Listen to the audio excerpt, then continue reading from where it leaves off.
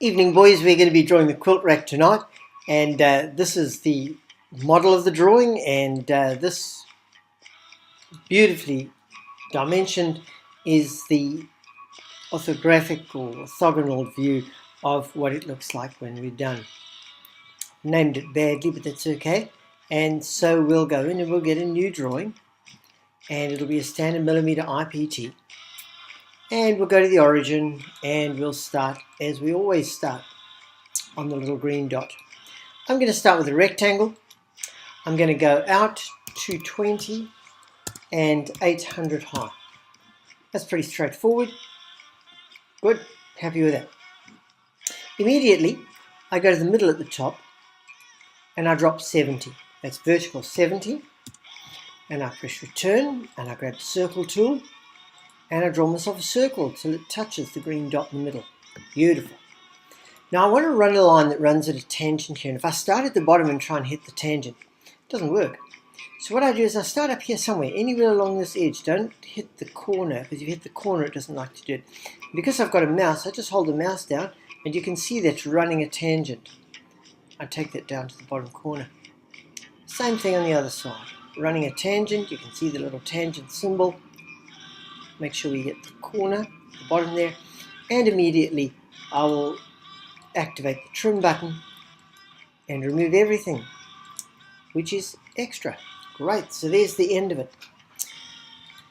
Now two things to do on here. The one is to run a little line across here which is just 40 millimeters, and again on the other side, notice that I press enter to get myself out of a continuing line.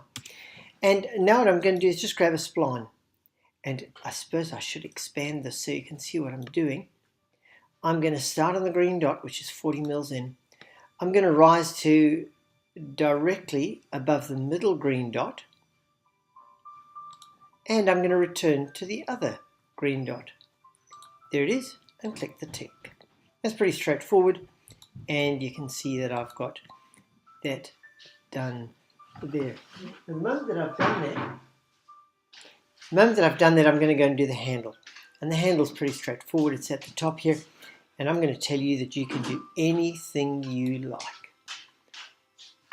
I'm going to run a line here. I'm going to make it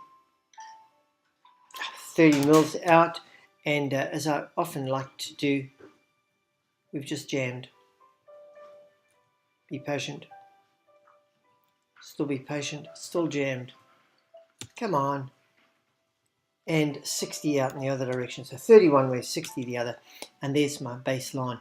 And you know, I may as well just grab an arc by center point, click, click, over the top, and there's the very easy handle. So there's the end complete, and I'll click Finish Sketch, turn it into an isometric.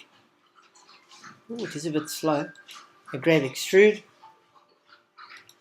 and we'll do that 22 thick. Great. About this moment in time, it would be a very good moment to decide to save it. So for me, I've got to go in and find my Year 11 folder. Come on. The whole thing is slowed right down.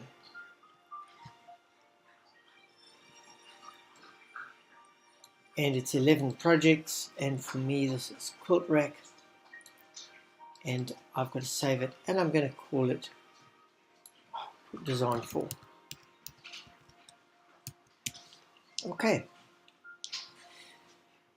Alright, now every now and again I need to go back to this drawing here. I'm about to do an offset, which is the halfway point to give me the other side of it. So if I go 844, there's 22 millimeters for the thickness of each, so it's actually 800 wide. So I go plane, I go offset from plane, I click on there, it's coming this way, 400, and there's a halfway point. And immediately I grab the mirror, feature, click on it, mirror plane, click on it, and there it is. Now I don't like that plane in the middle, so I'm going to go to the working plane over here, and I'm just going to click on visibility. Okay, great. And as become my habit, I'm going to save it. Now I want to put in this lower piece. So it's kind of going to be in the middle. And hey, how am I going to get the middle of that? So let's go in and let's just look at these planes here. That plane is in the middle. So if I click on it and then look at it from the end, it isn't. Okay, so it's on the back edge. So the moment that I've done that, I'm going to go plane, I'm going to go offset. Now you'd remember that the whole thing is 220 wide, so I'm going to offset 110. And that gives me a plane exactly in the middle. I'll click yes to that. I'll tick on the corner where I've got the little square. It's slowed up again. And I'll go to sketch. Now why it rolls onto its side I don't know, but we'll roll it back again. Now immediately, function F7 is always a good tool to use. It cuts it in half so I'm not mucking around with anything else. And I'll go project geometry and I'll touch that side and I'll touch that side, which is just great. And I'll rise 115 from this corner here, 115. And I'll grab a rectangle from that 115 and I'll do 800 by 90. I believe it's 90 high. Yep, it's 90 high and 800 and return. Great. Now, I'm again going to do, I suppose you're going to curve the bottom, okay? So I'm going to come in 90. That's a good number. And again, 90 on this side over here. And I'll grab the spline tool. So from that green dot, there's the green dot, above the middle point, halfway, good, and down to the green dot again, which is there. Tick the tick, and immediately I'm going to remove that section there, which means I've got the shape. Okay. Now we know this is in the middle, so we can't extrude it in one direction or the other. We've got to extrude it in both directions. Okay, so it's on the middle option, and it's splitting it either direction, so 11 either side. And that plane, that working plane, I am going to use that working plane again, but for the moment, I'm just going to get rid of it. Right. Now, there's my bottom plane. And I'm going to go along and I'm going to grab plane and I'm going to go offset from plane. And this time I'm going to rise 650. Great. Click on the corner. Rotate it.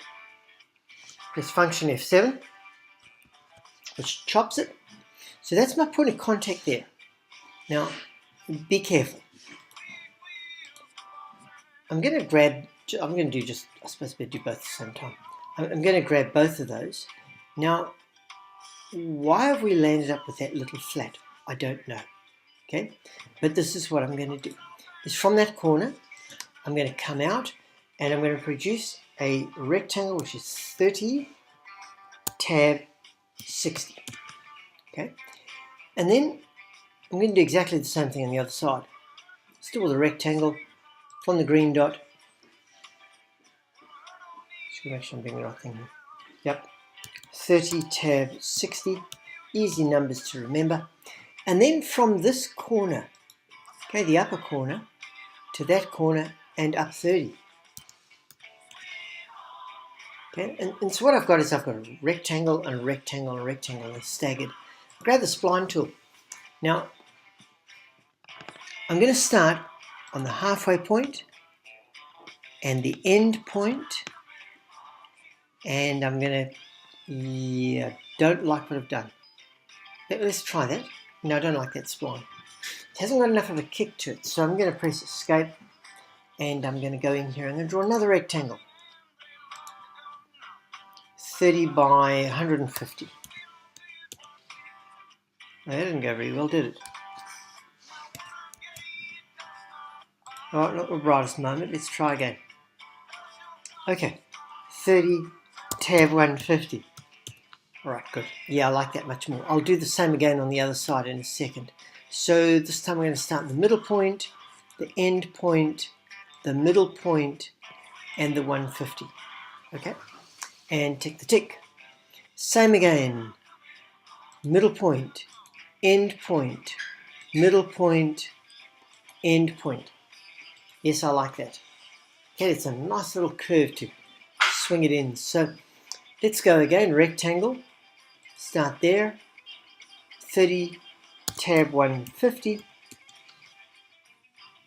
spline tool, middle point, end point, middle point, end point, finish, and again, same thing. Well, no, drop the spline. And we go middle point, end point, middle point, end point, and tick the tick. Trim the extras out. Just great fun always. Get rid of the extras. You notice I got to double click on all of that lot there because there were lots of lines. Okay, and is there one there? No, that's just great. Oh, that one there. Okay, let's head to the other side. Same story. Get rid of anything and everything that's extra.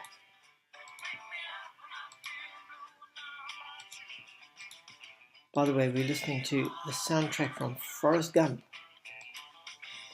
Okay, I think there's one last little piece there. Good. Finish the sketch. Extruded. 22, moving up. Great. Oh, that looks pretty good. Yeah, I like that one. Look at it from above. Beautiful. Just the sort of curve that I like. Now, yeah, there's something that I could have done differently. I'm going to go back to that extrusion. And I'm going to go edit feature. And look, this is not critical, but you know, if I click on that button, it gives me a new part, which somehow sometimes is important. Now, remember this working plane here?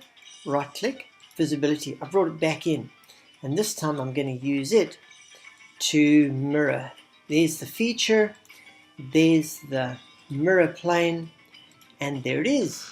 Beautiful. Love it. Okay.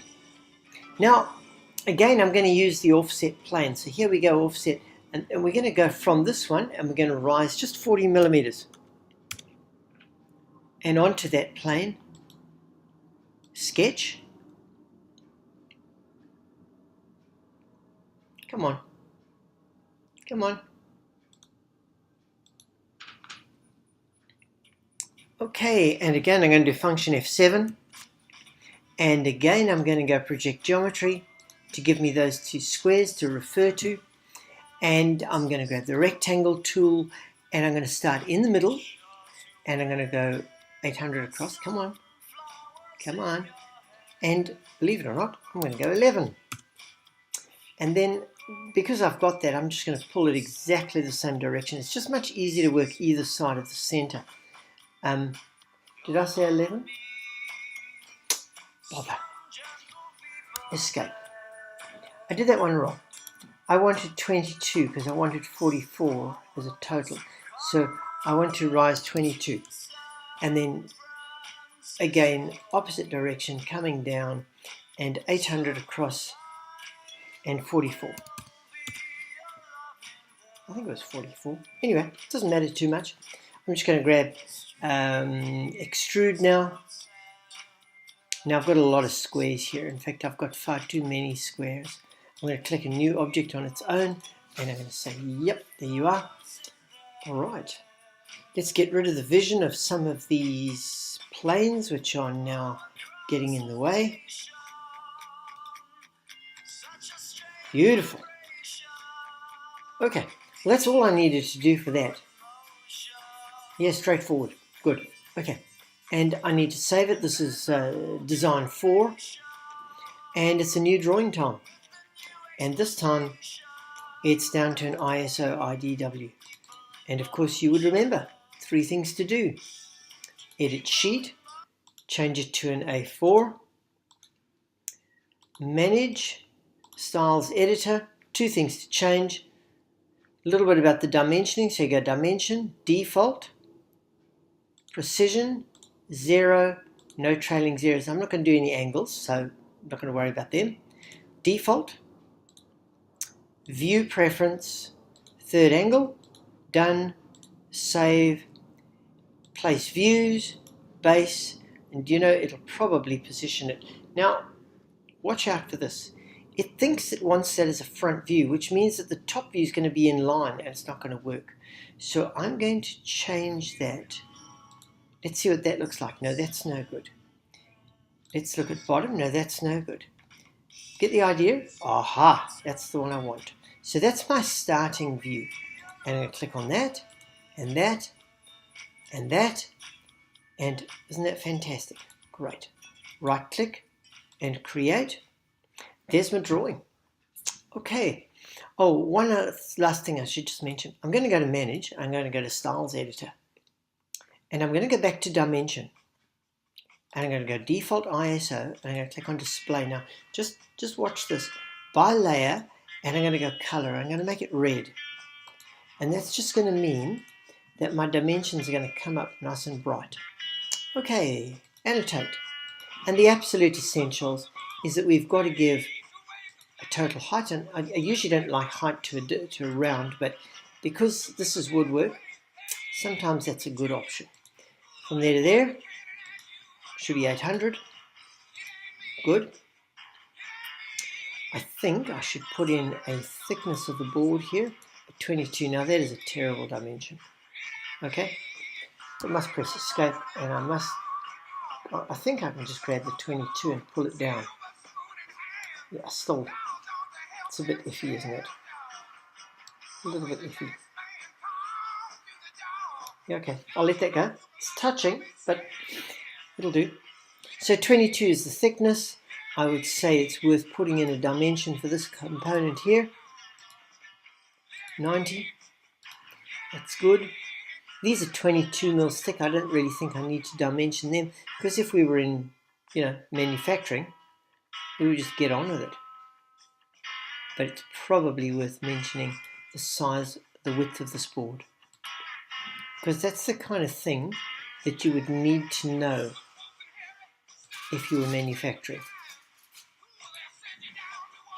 Okay. Look, I'm going to say that's pretty darn good, and I'm going to say that's pretty well done. And I need to save it. So this is going to come up as Design 4, and I'm going to call it Design 4 Dimension, if I could spell it. I think I spelled it correctly.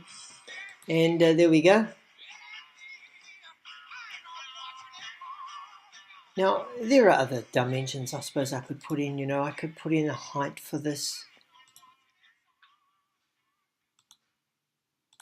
That's probably an important dimension. And there's a good chance that the height of, the height of that could also be deemed to be important. If you're manufacturing, what would you do? I could probably do the distance from that bottom edge to there, and that failed, so let me just try that one more time. Might be better to go from the bottom. Yeah, that's good. I like that. Doesn't foul up with anything, works well. Good. I'm going to call that a day. I'm going to save it, and I'm going to close it down.